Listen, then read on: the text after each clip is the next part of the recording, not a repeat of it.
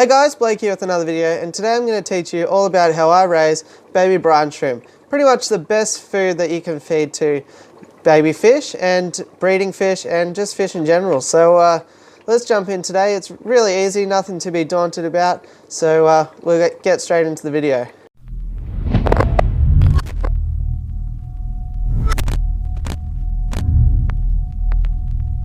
So here's my brine shrimp hatchery.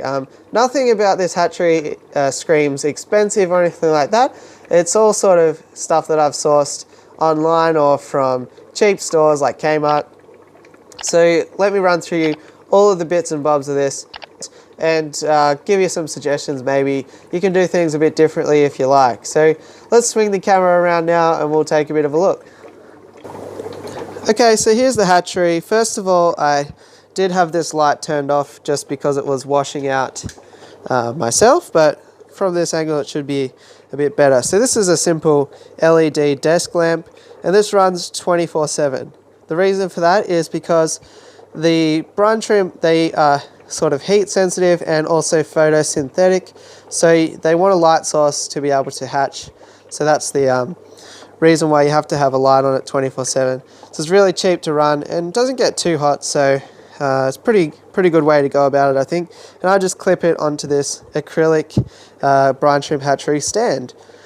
So the stand is totally optional. I bought this online on eBay fairly inexpensively, and at the time I thought it was a much more approachable option than making one DIY out of, something like this, plywood.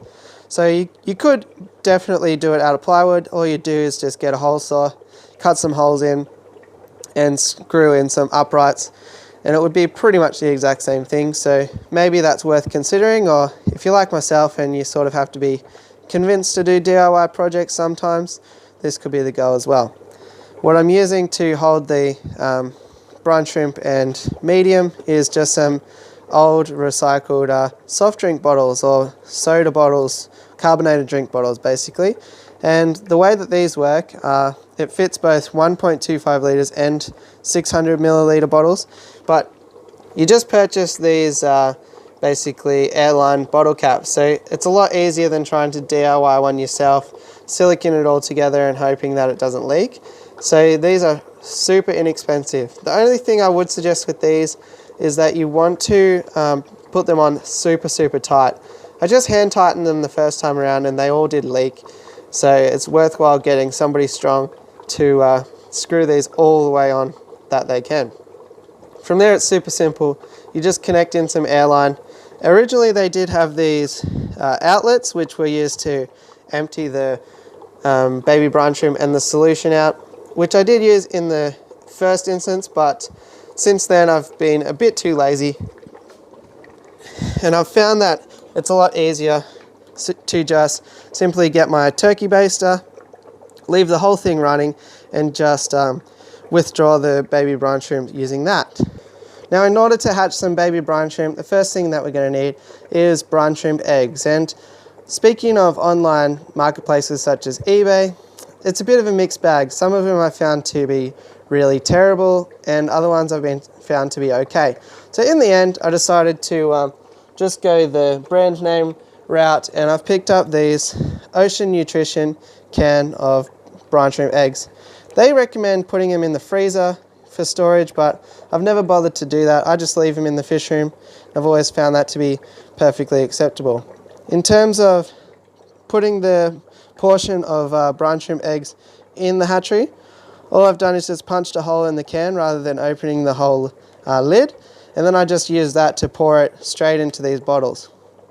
Inside these bottles, because I do have a saltwater aquarium, I have readily available seawater, but if you don't, you can just as easily put dechlorinated tap water and some sea salt or non-iodized table salt, and you'll achieve a similar outcome. So they do need salt water. They are called brine shrimp because they survive in a briny environment, so it's worthwhile noting that you'll need to put salt in the water if you want to hatch them out.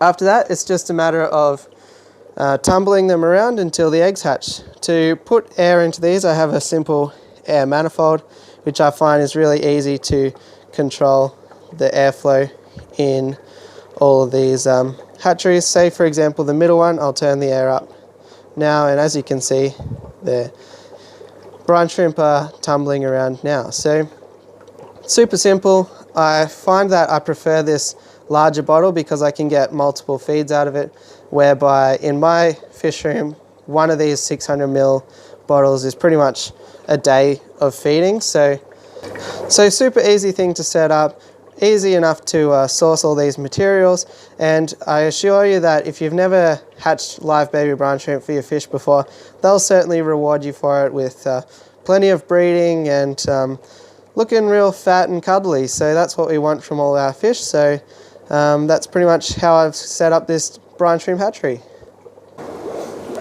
So there you go guys, hopefully you enjoyed this video, and I wish you all the success if you do decide to go ahead and set up your own baby brine shrimp hatchery. If you like this video, please like, subscribe and all that fun stuff, and I'll catch you on the next one. Thanks for watching.